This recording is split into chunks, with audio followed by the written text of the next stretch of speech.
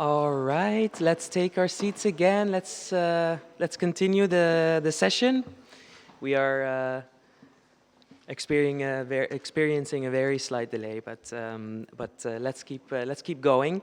So welcome back, everyone. I hope you're full of energy and ready to continue our session today. It is now time to hear from the pilot regions and about their first-hand experience. To get a grasp of what it is like to join the CLIMAAX family. And to do that, we'll first hear from Milan Kallas, Innovation and Partnership Officer at CAIO.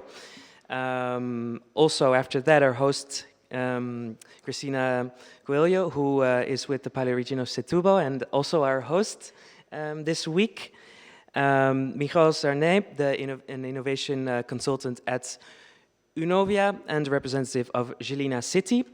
We also welcome back Dace to the stage, our Latvian pilot representative, and we welcome Thomas Kuhn, head of group and senior researcher, climate change and future cities at the Finnish Meteorological Institute.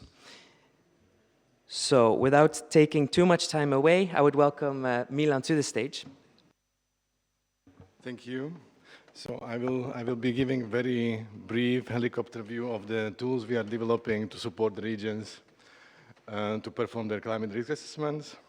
So basically, what I wanted to say was like we are working hard now to make the tools more accessible to normal people, to make them more visual, more attractive, and very much storytelling, explaining how the risk assessment is being done in a very easy to understand language.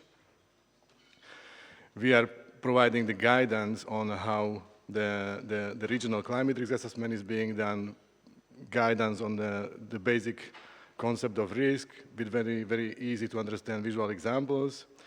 We would like to provide the regions with basic information at the European scale, how the hazard is changing between the situation now and the future, which should help them to do the scoping phase of their climate risk assessment. We will guide them through how they can work with the European hazard information, and we will also explain them how they integrate the local hazard exposure and vulnerability into the risk assessments. We will provide them examples how our pilot regions are doing it, including the code. And what I would like to highlight, and you probably heard it already a few times today, that all the tools we are providing are designed to be transferable. Like if something was developed in one region, we are also trying to test it in the other region, and we are building this experience that the solutions we are providing are very easy to be transferred somewhere else. So it should provide like sort of a baseline where you can see what the other regions were doing, and you can start intervening and doing your own realization out of it. In the toolbox, you will find these examples, again, in a very nice and easy to understand visual interface. And you already see here the Setúbal case, and Žilina and Cristina and Michal will tell you more about their experience so far. So I'm Cristina, thanking for attending this festival. So we were asked as a pilot region of CLIMAAX to make a storyline about our participation on the project and how it has been so far. So this is what I have to share with you. So Setúbal, it's a territory enclosed by two important protected areas with mountains, the Rábida mountain on one side of the territory, and then the Sado estuary on the other side. And the city is right in the middle of these two natural protected areas. And it also has on the very close a very important port for international cargo and also industry facilities near the estuary Sado. That's the map that resumes our location and our reality. We had several severe episodes of flash flooding in our recent past here in Setúbal. This photo, for instance, is from 2008. We are right now at the City Hall with this web festival. This photo is really outside the City Hall.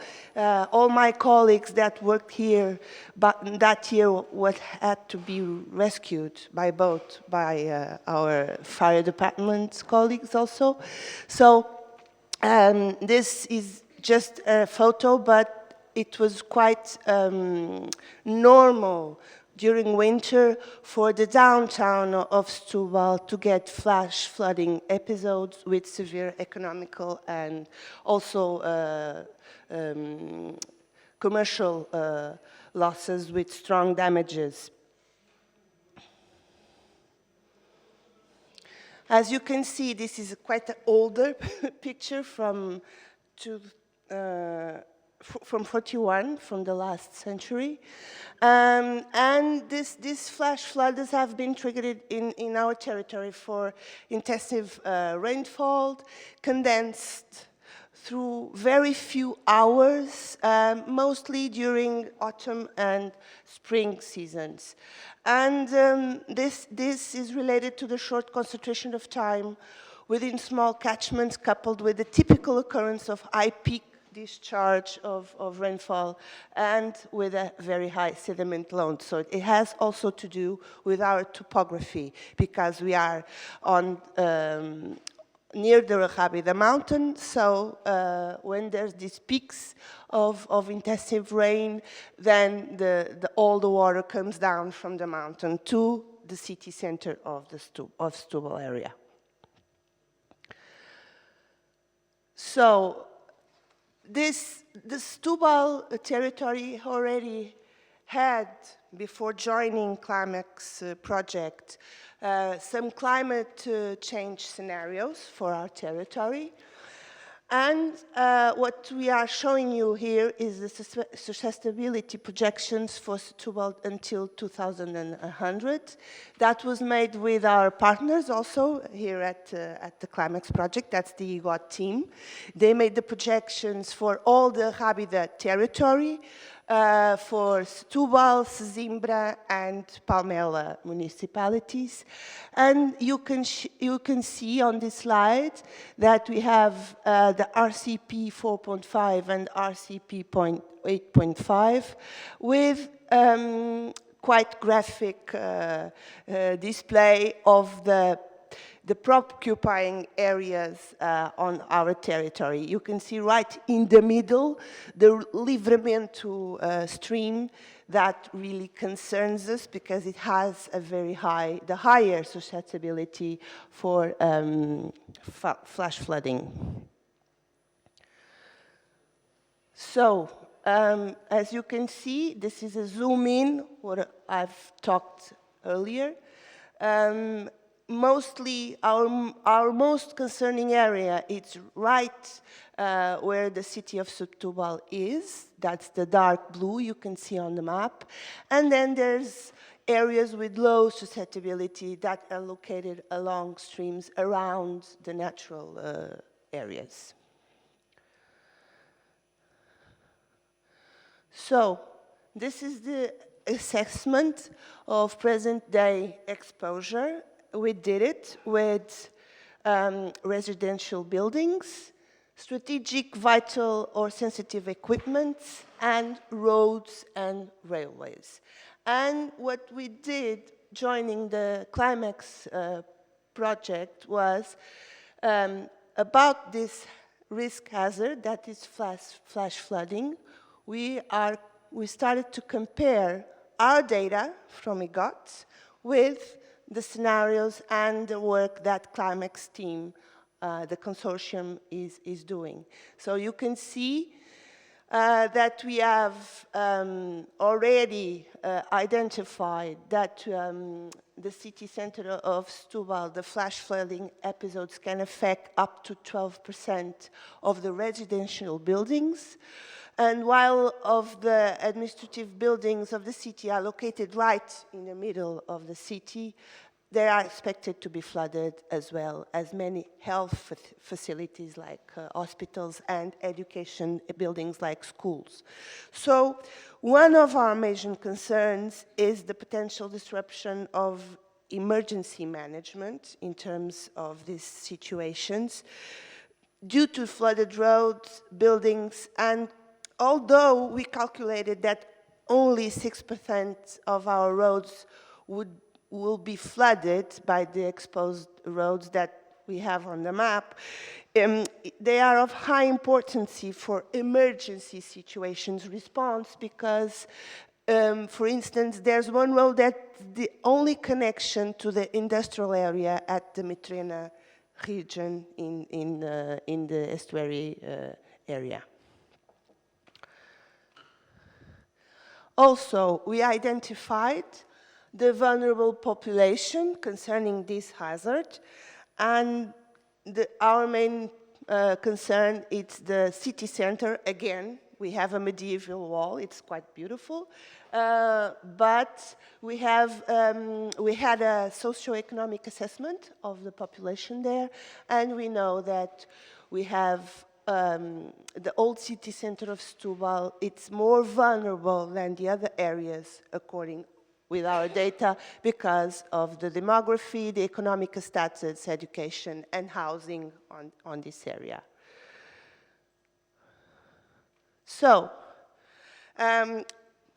about this, what did we do?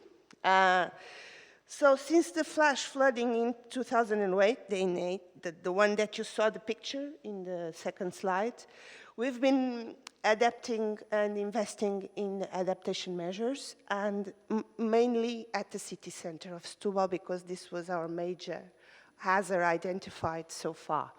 So we implemented, we joined a meteorological network on the Lisbon metropolitan area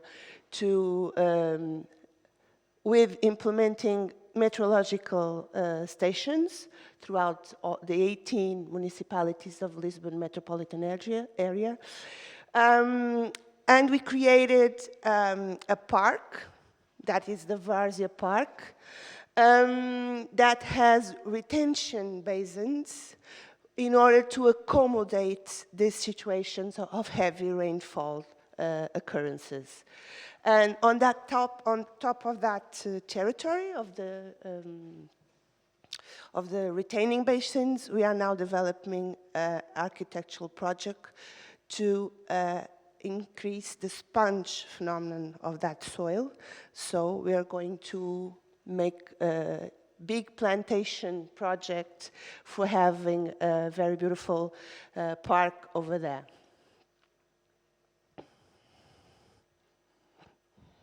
Setúbal is surrounded by protected areas such as the Rábida mountain range and the Sado estuary. However, the Mediterranean climate, typical of southern Europe, with the hot and dry summers and rainy winters, increases the risk of floods, a phenomenon exacerbated by climate change. To address this issue, the Setúbal City Council invested over 3 million euros in the Várzea Urban Park, where retention basins were constructed to prevent flooding in the downtown during heavy rainfall. In this park, we prioritize natural-based solutions because we believe that nature is the best teacher. We have kept the soil as natural as possible, prioritized native vegetation, and emphasized the protection of existing biodiversity. For all these reasons, this is the most innovative park in Europe. It's the first constructed with natural-based solutions on such a significant scale, combining urban characteristics and allowing people to enjoy nature in the heart of the city. So that's one example concerning flash flooding that we've been assessing the data that we had previously with 2 years from the EGOT team, and now we are corroborating the data with the CLIMAAX team, and it's been a very joyful ride, and we're going to continue with other hazards. This is flash flooding, but we expect to continue to work with the consortium team on the other risks. And thank you.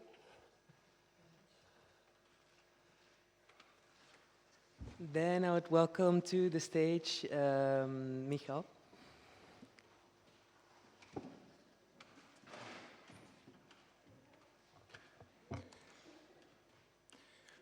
Good morning. My name is Michal Žarnai. I come from Žilina, one of the pilot cities in the CLIMAAX project, where we work together with Milan, who was presenting a while ago. Unlike Christina from Setúbal, I cannot offer such a great example of adaptation and integration of one example because our work in progress doesn't allow it yet. However, there is a set of lessons learned as well from the process so far. And some of them have been already mentioned, for instance, by Dace in the first part. Anyway, if I repeat them, you can see that it's not a case of one pilot city, but it can be case of more regions and cities. So first of all, words like vulnerability, hazard, risk, exposure. If you watched the presentation of Milan a while ago, he was playing with these terms as if it was his morning exercise. While for some of us coming from different sectors, new to this area, I could say a year ago when starting on the kickoff meeting, the words, what? I'm lost. I need to understand the term's meaning first. So CLIMAAX helps to understand these terms. When you work on this, you have got the experts who can explain it to you. And I believe that most of the municipalities and regions who participate in this topic will also say, I'm lost, I need help. So you will get it here. Another example, what I perceive from work within this year, our municipality says, give me a practical recipe. I do not have time to invent stuff. I want something practical. I want something what I can apply immediately. On the other side, if you listen to Milan or other guys in the consortium coming from the academia, they say, let us think how we can do it, and how about this idea, and so on. So two different worlds coming to a meeting, and this is quite colorful in the CLIMAAX, and I would say one of the main challenges to find common language and to find a good interface that the sides understand each other. So the project is here to bridge these different worlds. Number three, what we realized just recently, we got the first results. Well, basically in Žilina, we have got two priority risks to assess, and it's flash floods, as Christina was showing a beautiful example of Setúbal. We have got something similar. And the other one are heat waves, which in Central Europe, in Slovakia, are affecting more and more. The warm weather is moving from south to north slowly. So in one of the meetings, the researchers showed the first results, and we were amazed that the heat waves is not just for summer, but it's also for winter. The guy said, in December, there will be more warm temperature, more warm days. Also, we can speak about some heat waves. It doesn't matter that it's not 30 degrees Celsius or 35, what we are sensitive to, but even 10 degrees for winter is a heat wave. So that was kind of learning for some of us, that heat wave can be also in winter. our main job in the city is to put together the local data, mainly on the events which happened and on the sensitive places, on the sensitive infrastructure, the people affected and so on. And during this process also there were a couple of lessons learned. So for instance, we got on board Fire and Rescue Corps, and the manager of the regional unit of this Fire and Rescue Corps, Marek, one day commented that, well, he made intervention analysis in the last 4 years. And when we put it together on a map, well, first of all, he made a list of these interventions, and he realized that most of the interventions were assistances to old people and solving fallen trees. So this led us to the learning that really assistance to old people is an issue, and that this will be probably one of the principal indicators in the system which we are building through CLIMAAX. So that's a lesson learned for him and for some of us in the team. It was already mentioned that you may have many hazards which are relevant to the pilot or to any municipality or community, and you have to prioritize. What is interesting for me here, do not think only of the present hazards, the present places where the flash floods happen, but also think what will come in the future. Of course, some of it can be more intensive, but there can be new hazards. So we should also take this into account. The future frequency and maybe some new hazards. This leads to the next point, that there are many uncertainties, that there are many, well, sometimes you feel like chaos. As Dace was saying in the beginning, a lot of terms, a lot of ideas, and you have to start somewhere. So that's another lesson learned. Yeah, forget about building the system from the beginning, just start somewhere and iterate. You will come to some position, and then you can build on the learnings and apply the framework again to improve the data, to improve the process, to have it more relevant. And just by doing the framework, which was presented, the circle, you are not lost in the atmosphere. Yeah, and finally, on the right-hand side, you can see the picture from the geographical information system, which, thanks to CLIMAAX, we started to build. And there are spots where the Fire and Rescue Corps has been intervening on one day in the last 4 years. And we were just thinking, well, how about study the area? So we put this area, the blue, what you can see. And now we are thinking, well, it's interesting, but probably the local storm was not of this shape, it was of different shape. And why other parts of the city are not affected or were not intervened? What is the reason? Is it that there are not old people, or is it that there are not old houses, and so on? So some other questions were raised. I cannot provide answers straight away, but by looking at the picture and analyzing the data, thanks to this project, we got to these questions, and we can learn something more about our city and about the system, and build a better system for it. So to finalize, yeah, we also have to pay attention to the hotspots, but also to understand something about the surrounding. I think that's so much about brief lessons learned in Žilina, Slovakia. Thank you.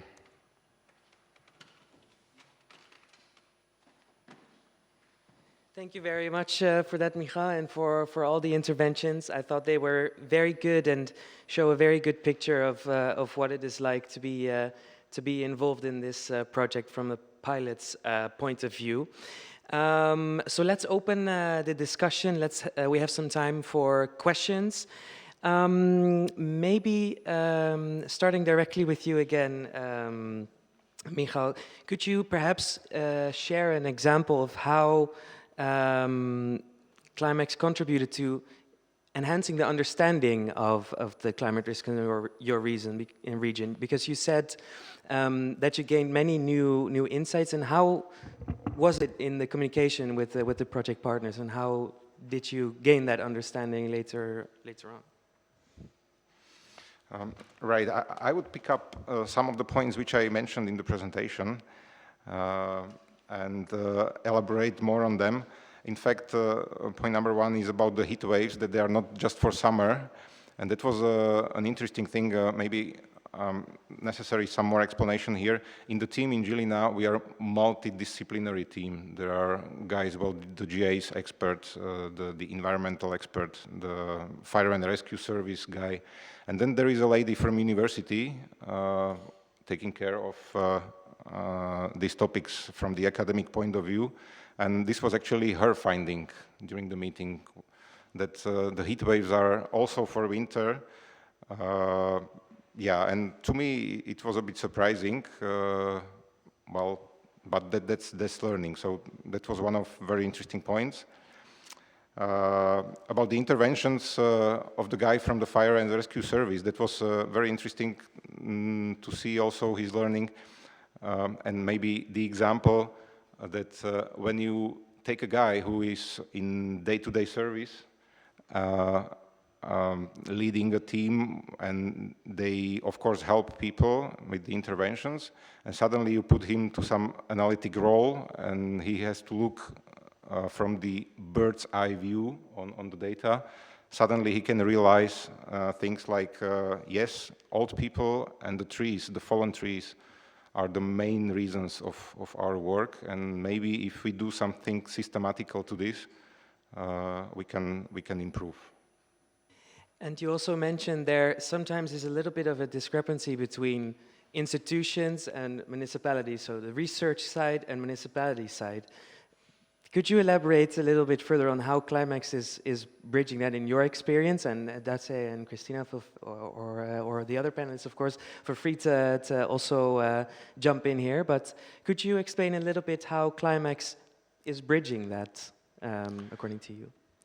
What helps us is that we have common workshops, that all sides are listening to each other. We try to explain things, to take every opinion into account, and to realize that we have got these differences. And everyone is trying his best to put into the topic. So the academic point of view, the municipal point of view, like I'm quite happy that the people who are working on this in Žilina are really contributing the best what they can. That's really great to hear. And is that similar for you, Dace? Yeah, and I want to add that people here are very smart, but still there are a lot of questions that has been asked, but nobody actually can answer them, because we are learning one from each other. Even the scientists, even the smartest people in this room, they may have some questions. So it is interesting how we can work all together. Like we as a pilots, we are sometimes I feel very small, and like I know nothing, but actually people in the other part of the room, they may learn from me, and so I guess it's the same for the people online. They may have some knowledge that nobody has right now here. Thank you very much. I think that's a great example of how those two worlds kind of connect and how we can benefit from each other as well. And perhaps from that other side, maybe more towards Thomas and Milan. How do you see it from that side, from the other side? Is it a similar experience? Well, I think it's a very interesting exercise, and I cannot agree more about the communication. I see it because we are like on two chairs. We are on the development side for supporting Žilina, but also now like doing the integration at the higher level. And I think we are as smart as the input we are getting from the region. So bringing all the people and have this consolidated output from the pilots, where they have dialogues with the stakeholders, they really engage them, and then they come and communicate to us, the developers, and we sit and discuss. Like, we know the scientific part, we know some of the practicalities, but it's always like different shades of the things, and this is very important to bring it in. And that, I think that is the reason why we have the open call, that we have more information coming in and more nuances to tackle, which will make us more smart, and probably we will come up with more practical solutions. Yeah, and another thing I'd like to add, people outside, remember there are no stupid questions. Even the ones that you think, oh no, this is very stupid, like what is scoping? If you would ask some kind of that question, that's not stupid. Actually, that's very helpful that people here, like that, those that are making framework or working with toolbox, that they know all kind of questions, because outside of this room, yeah, people are very different, and it is important to hear all kind of questions from your side. Thank you very much. And Michal, you have something to say as well? One more idea popped to my head. What is also a lesson learned for us a bit is the civil protection, that this is somehow underestimated in our country. When I spoke, for instance, to Barcelona guys on the first meeting, I realized that they have got the whole institutions for civil protection, which is something rather new for us. And this is what we can learn from each other within CLIMAAX. Thank you very much. Thomas? Yeah, I could still about the questions. I think I agree with everybody there that you should ask questions. Right? So if you go to our webpage, which we call the handbook, you will see it's very complex. And nobody knows everything, nobody is able to do everything, so don't be scared. You can ask questions, and I think you should rather ask more than less questions and ask them earlier than later. And also there will be, of course, help from the project. So we are in the process of setting up a help desk where you can ask your questions and where you will get answers pretty quickly, hopefully. And also there's a community of practice by the mission, EU mission of adaptation to climate change. So we also encourage dialogue then between different users. And we also will try to facilitate this further by organizing some webinars or whatever where we, touch on certain topics. So yeah, really, that's one of the most important things, that talk to each other. Thank you very much for that. And if I can, I would like to give the word to Christina, because I think you have something to add as well. About this issue, to us it has been a journey that we like to pursue even more, because adaptation is costly. It takes a lot of investment, so we have to be sure what we are doing, especially if we don't want to go into maladaptation journeys. So yeah, Setúbal has been quite annoying with the consortium, asking all the questions that we can remember, but it's been working really well. So I think I would like to leave a message for everybody who's online. Feel free, ask questions, join in. They're available, so exactly. I work with them. I fully agree, because we are all in the same room now. It's a very effective way to ask any questions that you have, and indeed there are no stupid questions. So the chat box is open. Feel free to ask away. I see that Daniel is replying also in text in the meantime. So that's very good for your questions as well.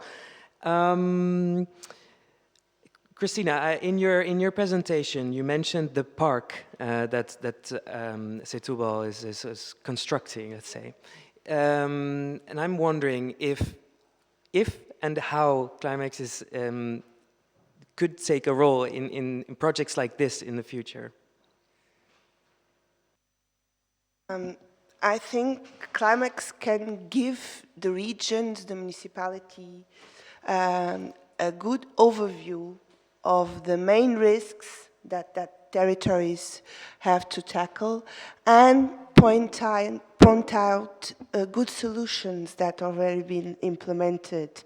The Várzea Park has been recently been selected by Covenant of Mayors, European Covenant of Mayors, as a good practice to tackle flash floodings, but there could be some other examples. And I think this is quite important between regions and municipalities to share this kind of information, because it's a difficult theme, to address.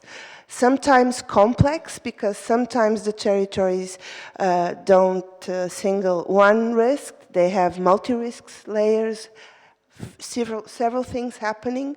So we're available to discuss with everybody the possible solutions. And we, for instance, now on top of that park, as you could see in the video, we are quite invested on working on natural-based solutions to implement there, to enhance the sponge effect of the soil. So we'll be happy to learn about that. So out there, if someone can work with us, we're available on that. That's very good to hear. Let's stay in touch. Most of all, perhaps as a concluding remark, Thomas, you've been in touch with the pilots a lot. So perhaps you could draw some conclusions on what are some of the best practices in this case. What would you say throughout the span of the pilot so far? What would you share with possible applicants? What do you think is a good approach? What are some best practices from your perspective? I think actually we answered to this question already pretty well. So that applies actually to all the pilots. The communication is really key, and dive in as soon as possible. Don't be scared away from whatever you see. There's code, and then there's difficult questions from the framework. So everybody's scared of something. But the sooner you confront your problems, the sooner you can also find help, right? So because you can find help from the project, but you also probably find help from your local stakeholders with this, and the sooner you start to look for these answers, you will also get into the project and really get something out of it. I think that is the main part. Thank you very much for that. I'm afraid that's all we have time for right now. I would like to thank you all very much for your interventions and for your insights. I think they have been very valuable to the people that are applying right now or that are considering applying right now. And as Christina said, I think it's a good idea to stay in touch and really build this community. So I'd like to thank you all for this session. Thank you very much. And then I would say it is time to continue our program.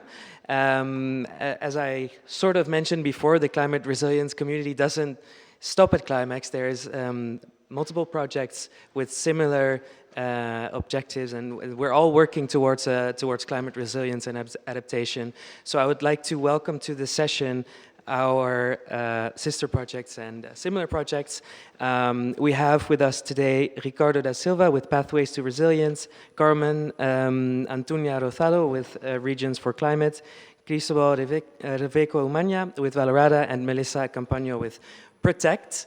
They are connecting from our online stream. So I would like to give the stage now to Ricardo.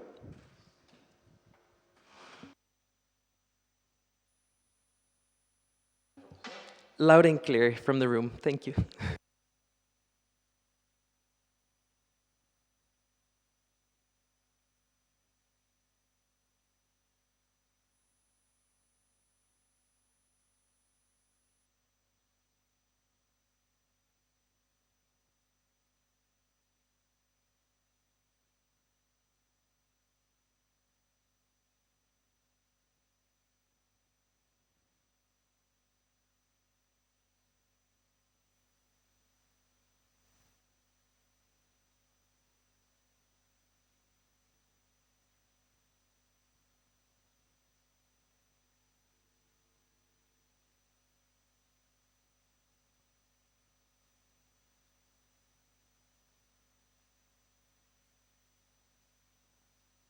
Focus on disaster response or prevention is important, especially in the short term.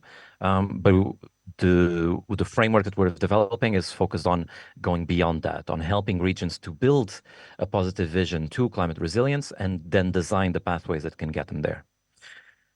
So next slide, please. And essentially what is interesting for me to be speaking to you here today is to say that our intention is to help regions to test our tool by providing them a little bit of sub-granting. So we will support in a total project 100 regions, but right now at this moment we have a call open for the first 40 regions that we want to provide financial and technical support on developing pathways to resilience, essentially. If you can skip to the next slide. Perfect. Yes, that's just so I can say that that the idea is that we engage the regions through providing the financial support, the subgrants, which allows us to test and refine our methodology approach.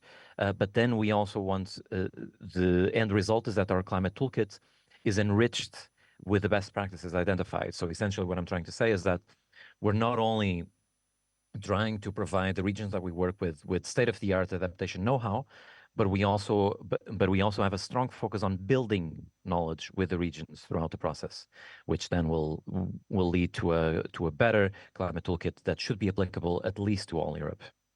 And next slide, please. So as I said, the first open call is open now, and it will be open until the 22nd of February. We're aiming at selecting the first 40 regions. We will have a financial support of slightly above 200,000 euros. And for this, the regions must select a scope for applying the regional resilience journey. So essentially, the expectation is that they apply it at the NUTS levels, so NUTS 1, 2, 3, or LAU, or equivalent if applicable. And we will select the regions based on their vulnerability. So basically, that means how much they are exposed to climate hazards, but also on their institutional capacity to deal with climate hazards and climate risks. And not only we will select, we want to support the regions that are most vulnerable, but since the intention of this project is to be a research project that will serve regions beyond the ones that we have the budget for, we want to put together a diverse portfolio of regions that will allow us to extract insights that are applicable across Europe. So we want a diverse group of 40 from all corners of Europe and from different sizes and so on. And next slide, please. So to reiterate, the expectations from that we have from the ones that join our journey is to help us test our methodology, take part in the trainings that we make available, the resources that we've developed, and enrich our knowledge to a better climate toolkit, and then to demonstrate the progress by using our methodology through the following deliverables. So essentially have a baseline report at the beginning, but then show us the strategy, action plans, and investment plans that are associated with it. That's not to say that one needs to be created from scratch or that one needs to be final to be eligible, but rather that essentially to show, okay, is our methodology allowing you to make progress in these areas? That's essentially what we want to check. And for almost the final slide, on eligibility, I'll go super quick. Feel free to ask questions afterwards. But essentially, the applicants must be part of EU member states or associated countries. There are some restrictions regarding to the UK because of technicalities, among others, but mainly the UK.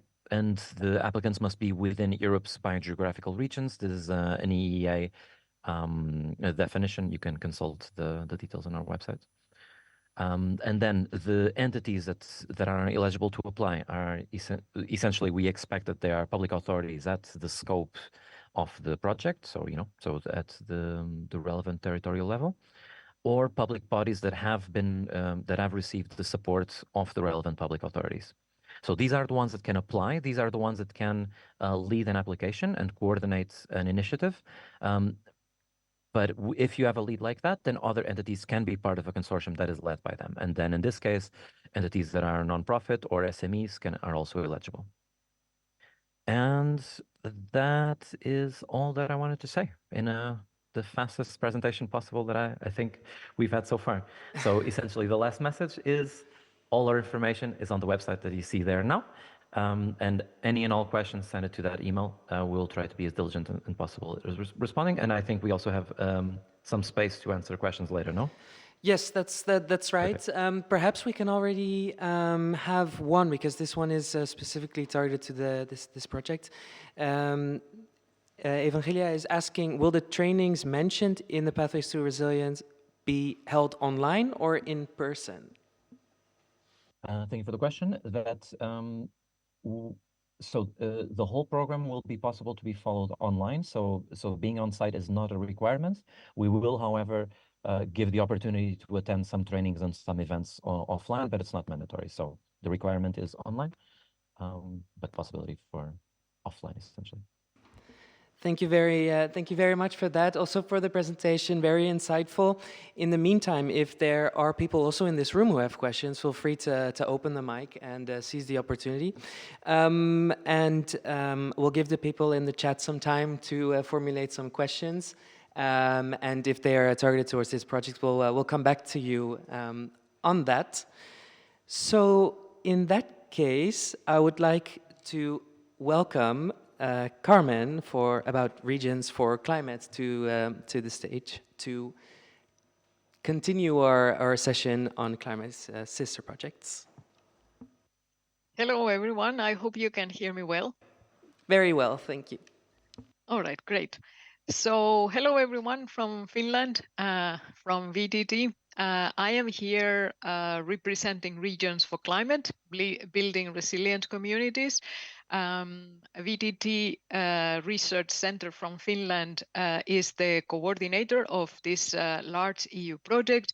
And we started last year in January. So by now the project has been running for 1 year, and it will continue until the end of 2027. So we'll hear more in a minute if there aren't any questions to the previous speaker.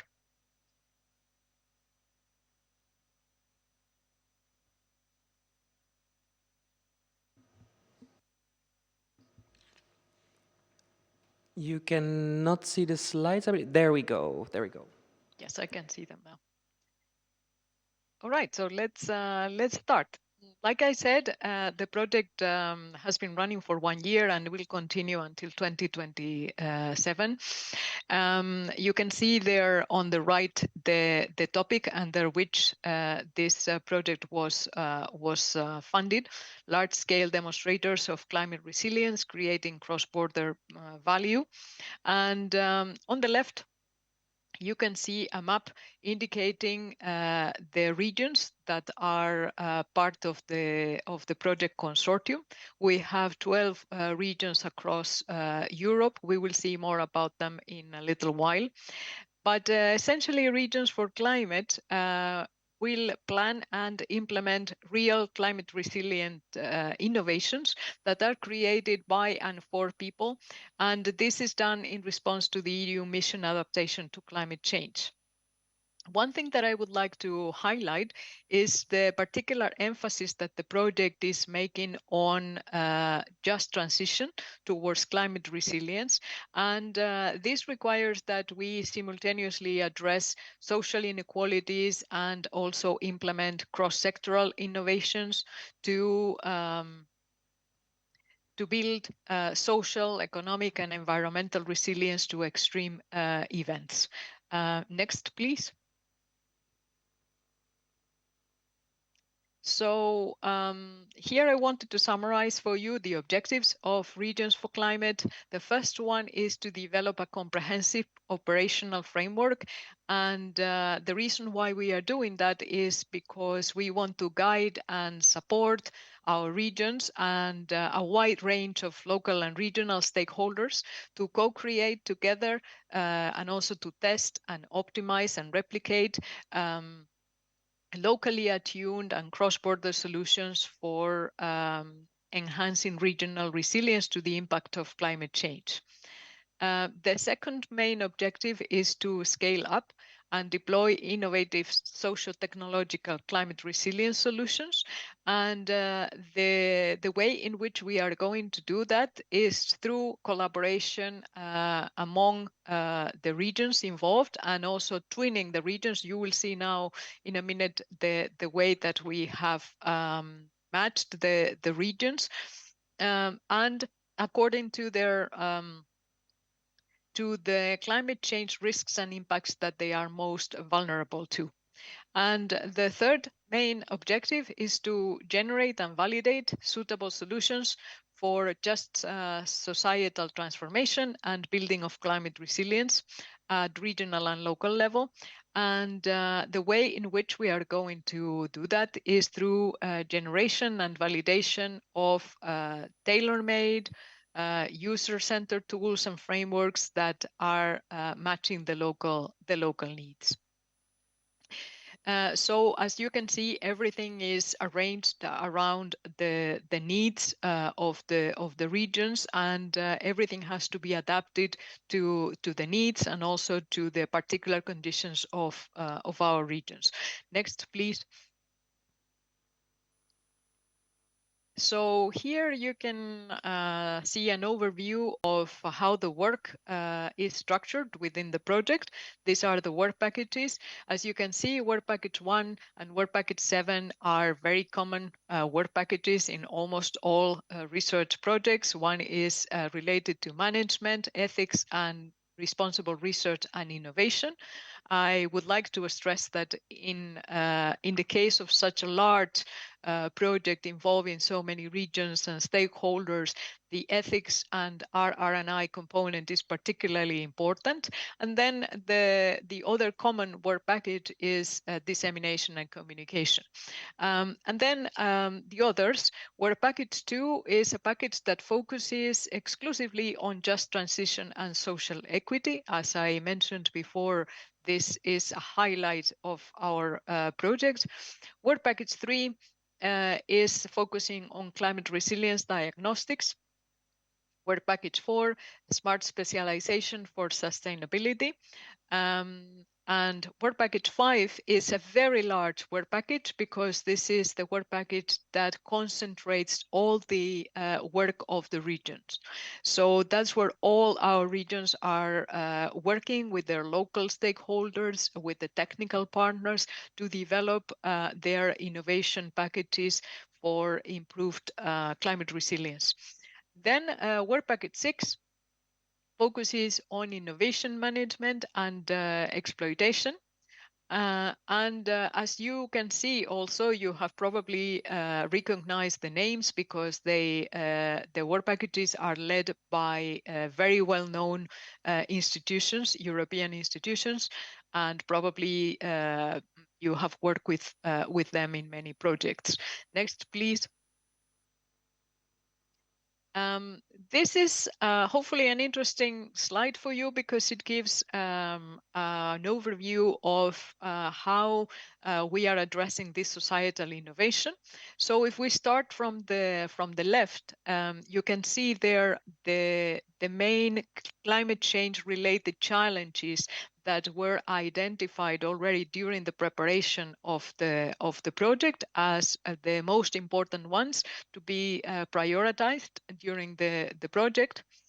Then if we move to the right, you will see there that our regions are organized according to 3 groups, and we call those groups challenge suites because what binds the group together is that those regions are sharing the same climate related challenges, and they want to address them in innovative ways. So we have 3 challenge suites. One is focusing on faster adaptation, the second one smarter adaptation, and the third one systemic adaptation. And you can see that each of them gathers 4 regions, and within each of the groups, we have one region that is like the front runner, and those are the ones that I have circled there, like the Basque Country, Couche Bay, and Sitia. And then the other regions in each of the challenge suites are the follower regions. Then if we continue moving to the right, you will see there in a nutshell the topics or the main summary of what the work of the regions in that challenge suite. For example, for faster adaptation, they focus on protecting the integrity of coastal ecosystems, and we call it the story of coastal protection and restoration. The second challenge suite focuses on enhancing climate adaptation through data, and we call it the story of twin, green, and digital transition for climate resilience. And finally, the third challenge suite is focusing on building socio-cultural and economic resilience, and we call it the story of multi-scale, multi-sectoral adaptation to climate change. So, next, please. So based on that structure, I can give you a few more details about each of the challenge suites that we just saw. And here you can see the innovation, the core innovation pillars that each region has or each challenge suite has chosen. For example, for faster adaptation, the core innovation pillars are to protect and restore the coast, also to explore opportunities for blue carbon credits. Educating and engaging the citizens is very important in all the regions, of course, but particularly for this cluster of regions. And finally, engaging in cross-border actions, and they are actually doing a quite good job there. For smarter adaptation, the core innovation pillars are to bridge the science and stakeholder and policy makers gap, to raise citizens' awareness, and to improve the use of existing data. And finally, for systemic adaptation, they have another set of core innovation pillars, and those are to develop and validate new business models, to collaboratively develop resilience strategies that are suited to the regional conditions and even local conditions, and engage also local communities in resilience building activities, and finally apply models and frameworks that support the sustainable use of local resources. Because we don't have much more time, I think I can leave it at that. So next, please. And here you have the Regions for Climate website. And please have a look when you have the time, because by now, as I said, we have been working for 1 year on the project, and we are starting to have some activities that we can share with you, some preliminary results, and many events that we are planning. So have a look, and I'm happy also to answer questions if you have any. So thank you very much for your attention. Thank you very much for that, Carmen, for the insightful presentation. We are running a bit late, so that's why I would like to make a switch in the presentation. So if that's okay with Cristóbal, we will continue with Melissa, as she has to leave in about 10 minutes. So I will fast forward the slides a little bit, and we'll get back to that later on. We'll also get back to the questions that have been asked in the chat a little bit later on. So Melissa, feel free to take it away for Protect. Thank you very much, Yip. Thanks a lot. Just waiting on the slides. In the meantime, good afternoon, almost afternoon, yes, I hope for you in Portugal. I'm Melissa Campagno, and I'm the project coordinator of the Protect project. And I'm going to tell you about how Protect can be an opportunity for a future PCP project, and also acting as a knowledge hub about innovation procurement of climate services. I'm working for GAC Group, where I act as an innovation project manager. Next slide, please. So what is Protect? Protect is quite a non-traditional Horizon Europe CSA project, as it aims to actually prepare another Horizon project call, which is actually a pre-commercial procurement call. And what we do in Protect is we support the preparation of future candidate application to this Horizon pre-commercial procurement call by working together with the demand of climate services, so the public buyers, local authorities, whether they come from regional, local level, or rather national level, including ministries, but also sectoral agencies such as water agencies or energy agencies as well, for instance. And we also work with the supply side, meaning providers of Earth observation data, but also providers of climate services based on Earth observation. So the Protect project very quickly was a short CSA project. We started the project in June 2022, and we are actually reaching almost the final stage of the project because we will end the project next June, so June 2024. More interesting about the project that we are preparing, the call that is ongoing at the moment about this pre-commercial procurement.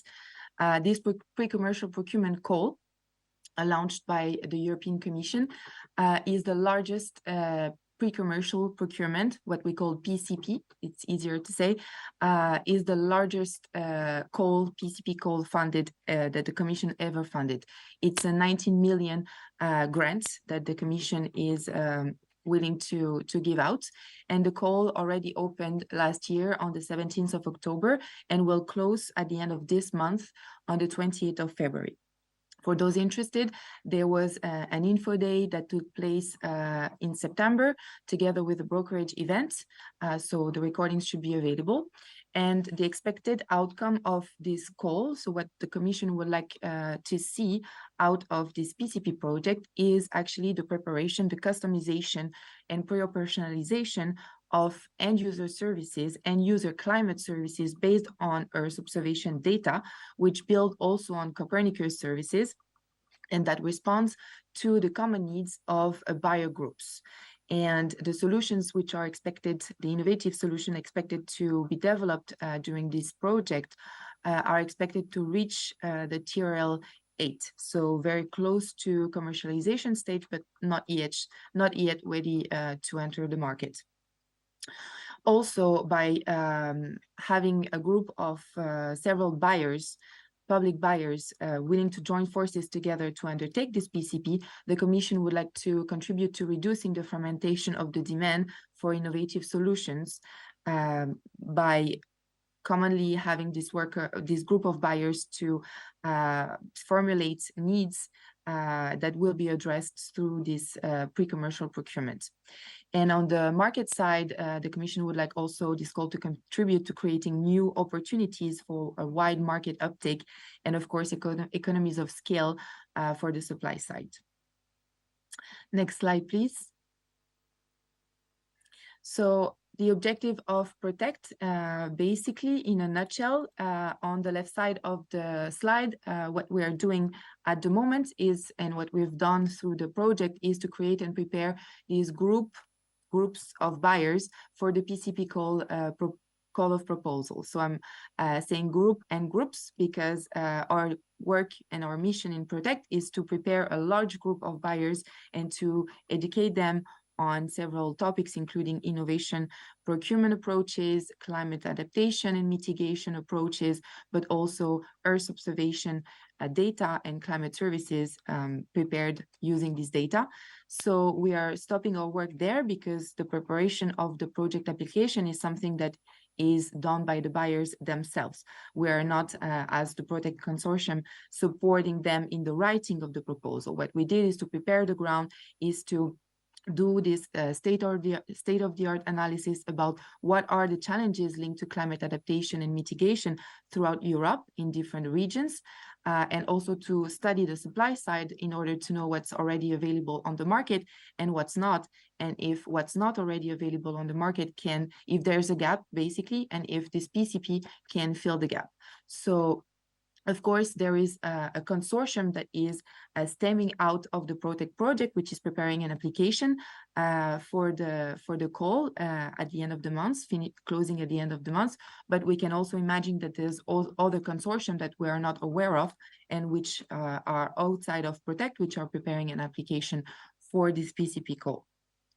On the other hand, we are, as I was mentioning, we educated also a larger community of public buyers in order to build their capacity throughout the project in different areas, including innovation procurement approaches, climate adaptation and mitigation, and Earth observation climate services. This community is still existing, and not all the buyers that we have in this community are at the same stage, and therefore are not necessarily taking part in the PCP project application preparation. And so those buyers which are a little bit less familiar and less ready to undertake the PCP are just in Protect to build knowledge and skills. And so we're still conducting capacity building and awareness raising activities as part of Protect from now until the end of the project, so from now until June. So if you're willing to join us and to participate in our activities, feel free to join the Protect community platform that you can see on the slide, and I assume the slide will be shared after the event, so you can click on the link and access our community. And from the supply side, if we have Earth observation providers in the room or climate service providers in the room which are interested in knowing a little bit more about the PCP project, so of course climate service providers are not expected to take part in the project proposal preparation for the PCP. However, they will be the key target audience for the PCP project once it will start. And the expected start of the PCP project is for Q1 2025, so next year. So you still have time to prepare, and by joining the webinar that we are holding on the 13th of February online, you will know a little bit more about the different phases of a pre-commercial procurement process, because it's quite complex and not everybody knows how it's structured. So you will learn about this, and you will learn also about the preparatory activities that you can take from now until the start of the PCP project, and how we can still help you facilitate this preparation. Next slide.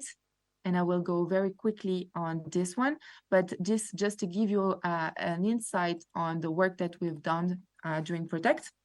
We've organized several types of activities, including pain point workshops with public buyers to identify their needs and to help them to formulate a demand for climate services. We also conducted e-pitching sessions with providers of climate services to understand a little bit better the services that they are providing already, but more importantly, those their R&D efforts and where their R&D efforts are focused, and the type of funding that they will need to receive in order to advance these research and developments that they would be willing to continue doing as part of the PCP. We also conducted several training curriculum and training webinars, which were intended both for public buyers and market providers. The recordings are available on our website, and I will share the link of our website at the end of my presentation.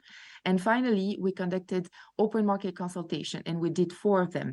Why 4? Because as part of Protect, we identify 4 main challenges related to climate adaptation and mitigation, mostly about climate adaptation and to a lower extent mitigation. And those challenges are on the right hand of the slide. So these 4 challenges are about floods, and the rapid mapping, trying to develop solutions which help to map floods, predict floods, but also preventing different types of floods and improving coordination efforts in different environments, including marine and coastal environment, but also in cities, and also for civil protection and security agencies. The second challenge that we identified is about fires and predicting and preventing fires, tracking and tracing the causality of those fires, but also including, for instance, waste management practices which are leading to fires and to different environments as well. And the third one was related to water. So here it was about public authorities having issues and difficulties to procure or to use climate resilience solutions for predicting connecting data, planning supply and demand of water relevant to the application domains of marine and coastal environment, but also energy utilities, sustainable cities, agriculture, forestry, and land use. And the fourth challenge is about sustainable and resilient redevelopment, but also restoring and adapting older building or building new buildings which are sustainable in city urban areas, but also more remote areas as well. So we can imagine that the consortium, which is coming out of Protect, is preparing an application about at least one of these 4 challenges, maybe the 4. We don't know. As I said, we're not taking part as the Protect coordinator in this application, so we cannot give out any information about that. But possibly the PCP project will be tackling one of these 4 challenges. Next slide, please. Quickly on the next steps of the Protect project, basically what we're going to do between now and June. We are involved in several pilot consulting activities that we are conducting with local and regional authorities, part of the Protect community, in order to advise them on how to develop and or set up their climate adaptation strategies and plan. We are also continuing to enrich the relevant material, which is relevant for the preparation of the PCP call, but also material which will be useful during the PCP project when it will start next year.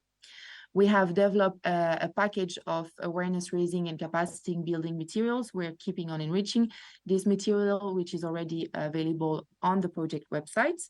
And we have built an e-catalog of climate service providers throughout the EU. This is already available to our community of buyers for now, but it will be more widely disseminated after the project ends. So if you are interested as a provider to take part in this e-catalog, reach out to us and we can still include you. And finally, we have already announced our Protect final event, which will take place. There's a typo, apologies for that, but it's not Expando, it's Expandio for those who are familiar with the Expandio event organized by ERSC. Our final event will take place on the 11th of June and will be part of the Expandio event, which is then on the 11th, 12th, and 13th of June in Brussels.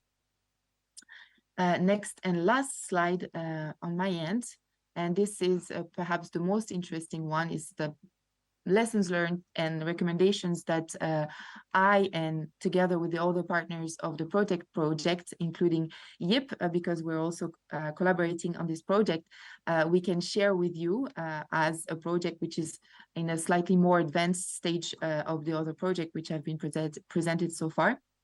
So in terms of recommendations that we can share, the first important one is to engage with public buyers early on.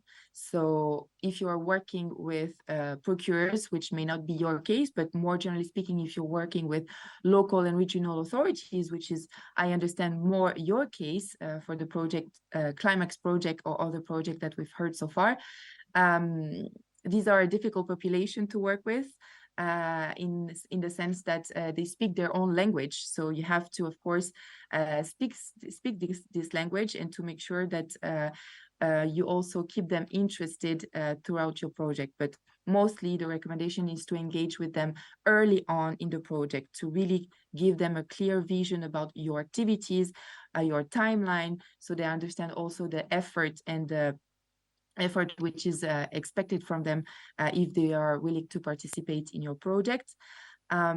Linked to that, it's important also to, if you're working with buyers or local authorities in the area of climate adaptation, more generally, to not let's say, engage only with one specific department of the local authority. In our case, we did not only consult with buyers or public procurers, the procurement department, but also other technicians working with data, with smart cities policies, and many other departments in charge of related policies to climate adaptation. So this is important to engage with various types of stakeholders from local authorities, and also to adapt your key messages to these targets, to these stakeholders, to these target audiences.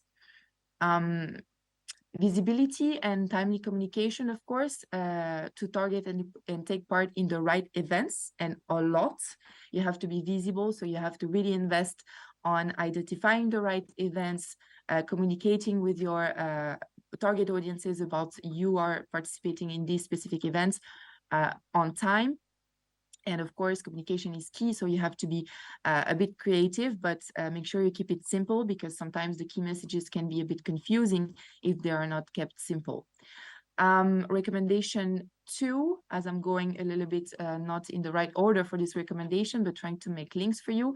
Surround yourself with experts, of course, because sometimes you get either from the market side, or in our case, or from the demand side, very complex queries. So you have to have the experts available in your project, or in your advisory board, or in the user observatory group, for instance, but to have access to experts so that they can really provide a timely answer and a comprehensive answer to the stakeholders that are asking the questions. And last but not least, well, in our case, we work with procurement people. So we have, and we are preparing a pre-commercial procurement procedure. So we had to respect the procurement principles. So to ensure fair competition between market players, in order not to favor any providers in our e-pitching session or open market consultation, to make sure that we remain neutral as well, and to ensure transparency of information. So that's why we are making all the reports, all the resources that we are produced in Protect available on the website. And the last one, don't think that you know it all, of course, and make friends and learn from others, from their mistakes specifically. In our case, this is not the first PCP, though it's the largest PCP call being made. Other PCPs have been done in the past, so it's very interesting also to know your predecessors and to reach out to them to learn from their experience and learn from their good but also bad practices, in order not to replicate them and to capitalize on their experience. So that's it for me. On the very last slide, you have all the Protect links, the website, the LinkedIn page, and also the generic email address where you can reach out to us. So feel free to visit these pages and websites, and to reach out to us if you have any further questions or queries. Thanks a lot. That's it for me. Thank you very much. Sorry if I was a bit long. Thank you very much, Melissa, and also thank you very much for the lessons learned that you shared with us. Indeed, Protect is a little bit further in the timeline right now, and I think that we can learn a lot from each other. Apologies for the slight delay that we have. So I'd like to now turn to Valorada with Cristobal. So I'm just moving a little bit back in the slides to make sure that we arrive at the right point. And I think we're here. So Cristobal, if you're in the stream, feel free to take it away.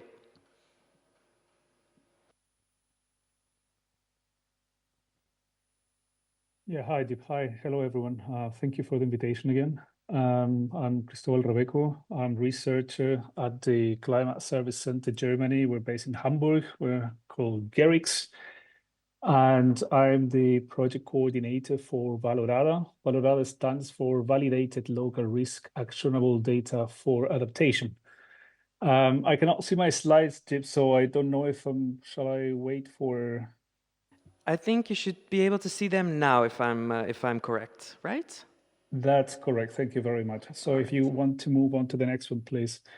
So just to give you an overview, so Valorada started last year in June. Valorada is a 3-year project. We're under the umbrella of the mission adaptation. And our purpose is, maybe as a concept in a nutshell, we work with regions, with 5 regions across Europe, and we want to understand what kind of data that is produced by local administrations can facilitate characterizing climate risks. So we know that there's plenty of environmental, social information that municipalities produce. And our question here is, what's the climate value of these locally generated information? So our project is taking us through several questions related to how can we, first of all, harness the value of this information so that we can explain climate adaptation challenges, what kind of additional information we need to integrate in this context. So we're exploring the use of Earth observation and, of course, climate information in a way to see how we can contextualize climate adaptation to the different challenges. If you move to the next one, please. We are, this is sort of a linear progression of our project. And of course, it is a lot more complicated than this, but we want to try to, through this scheme, explain how we're going to progress. So we have 4 overarching questions. The first one is, which data is needed to contextualize climate risk? Which data is already available for this purpose? Once we have identified the data that's available for this purpose, then we ask the question, which value propositions can enable us to produce data that actually connects this, the idea of climate risks and makes it meaningful and understandable to local decision makers. But we also recognize that we might need additional tools in order to make this data and information actionable and usable. So the project starts off in the first part on the left-hand side, which is where we're standing now. We are first of all exploring what is it that local stakeholders understand as climate risk. From this, we are developing a set of indicators to characterize risks. And from this, we are developing the data value chains in order to understand, first of all, how data to populate these indicators might emerge. So, of course, this demands a lot of involvement with the local stakeholders. So we want to understand not only how they describe risk, but how they can provide data to explain that risk.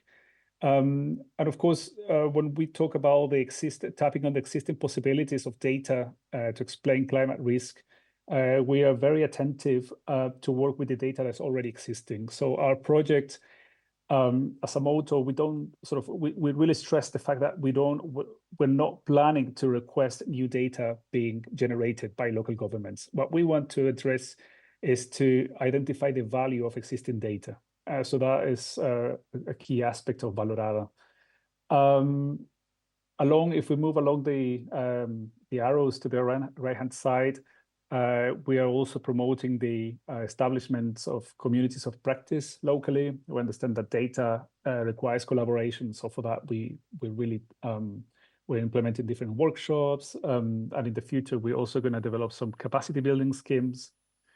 And then it comes to the more technological part, maybe, where we want to develop data catalogs. Our ambition is to facilitate the management of data by providing catalogs with metadata, where local stakeholders can identify, for example, social data that might talk about vulnerabilities of certain social groups that can be put into this catalog associated to a metadata, and that metadata, of course, linked to specific indicators and recommendations as to which data can be used to populate these indicators.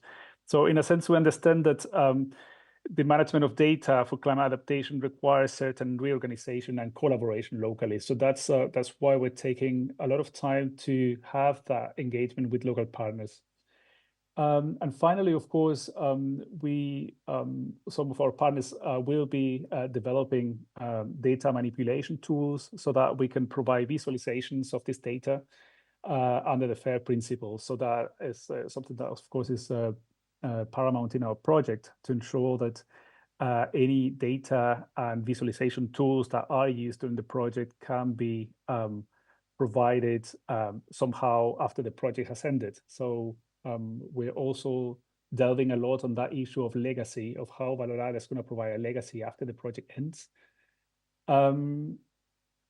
Maybe we can move to the next slide so that just to give you a brief. Yeah, there, thank you. So since CLIMAAX has been involved in risk assessment, I thought important maybe to share with you some of the initial activities that we just finished in this first 6 months. And we developed this 9 climate impact chains. And the climate impact chains, of course, they provide an idea of how risks and impacts emerge in a causal and through causal connections. And this exercise was very interesting because it helped us a lot to understand how is it that people define climate risks locally. And based on these climate impact chains, then we started developing the indicators and populating the indicators with existing data.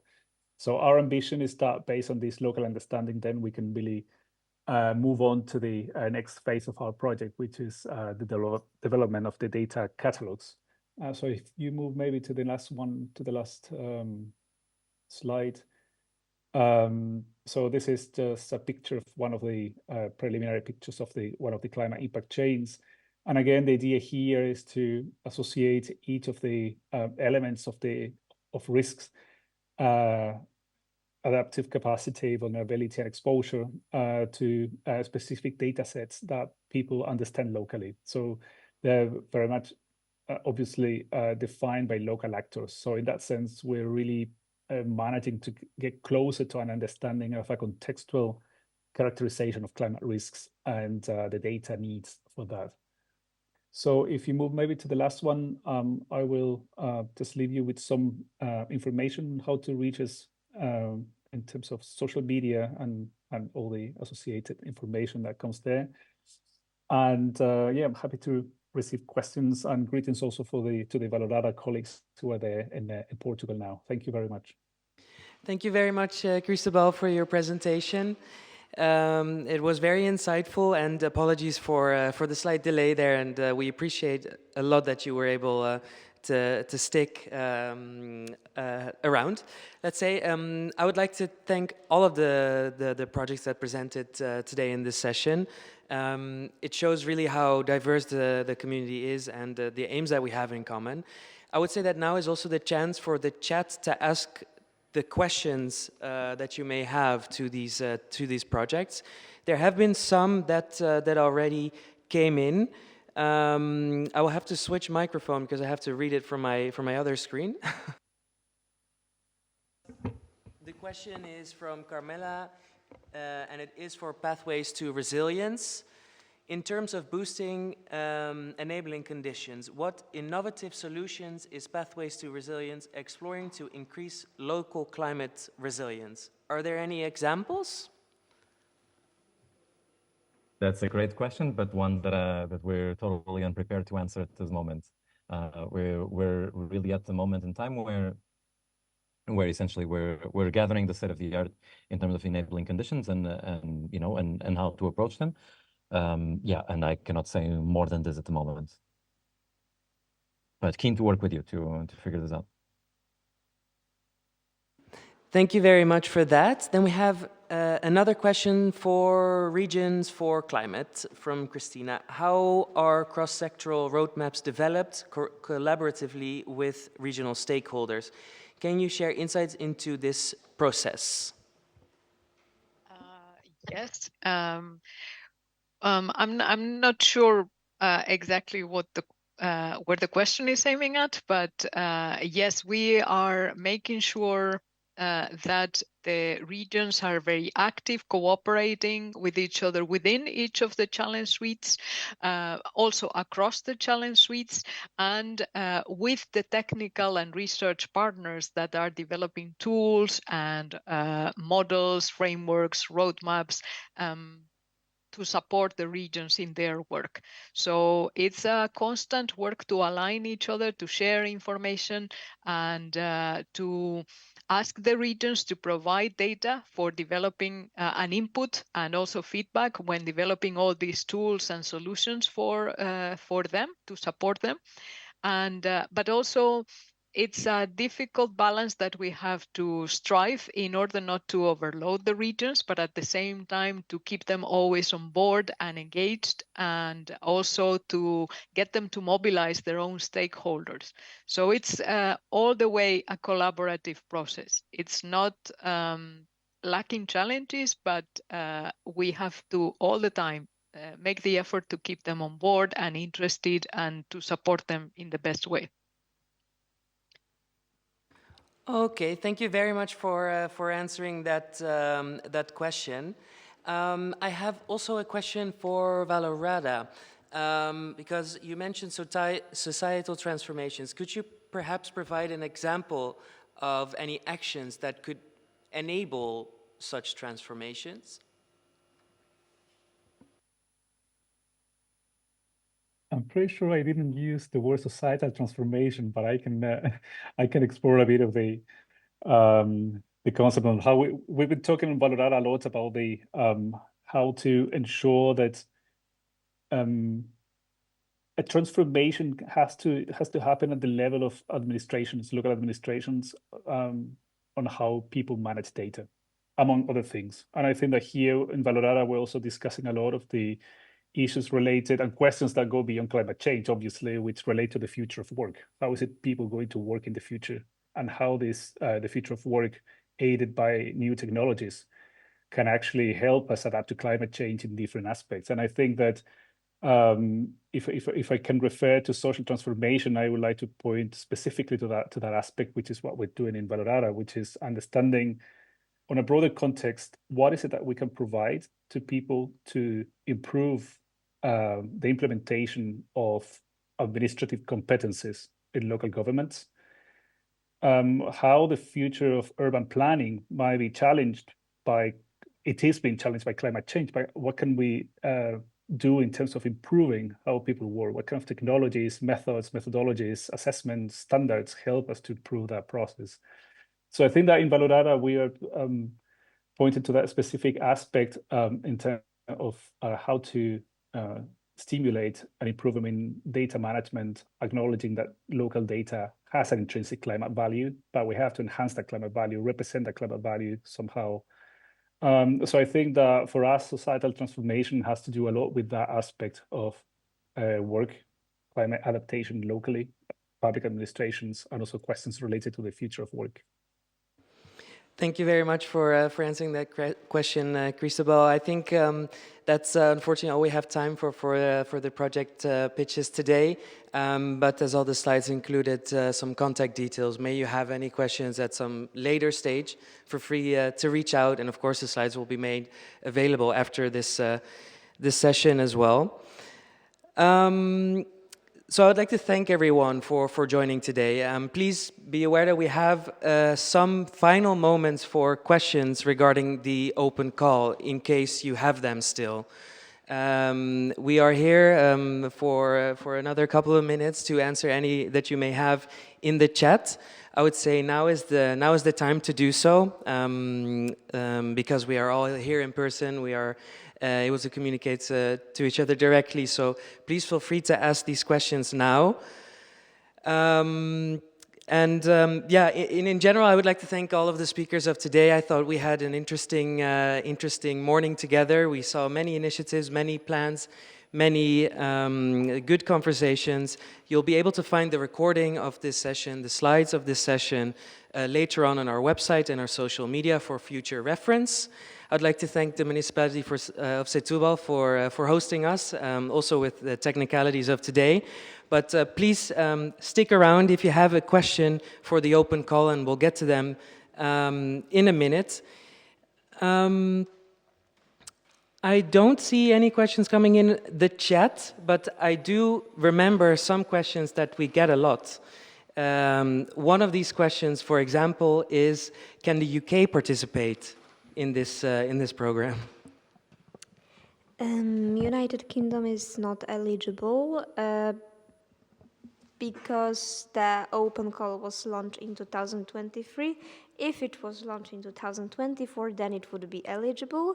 So for the second open call, supposedly it will be eligible. So for the first open call now it's not eligible, but for the second open call, supposedly it will be eligible. Thank you very much for that. And for example, a consortium of organizations, could they apply together for the open call? No, we are looking for individual entities.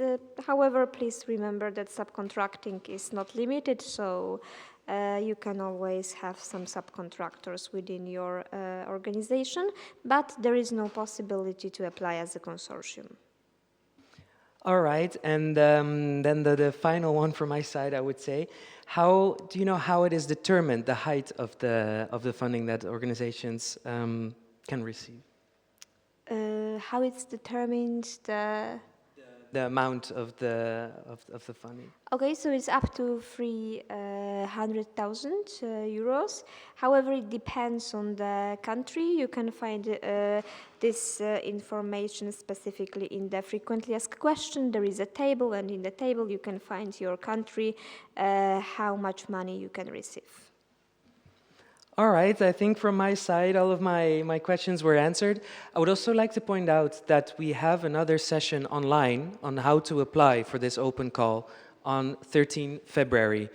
So please keep an eye out for that as well. We'll do another round of questions and answers there. And in the meantime, if there's any questions, feel free to reach out to us on our social media or on the website, etc. So, in that case, I think that we've been over everything we needed to discuss today. I would like to say a huge thank you to everyone that participated in this session today.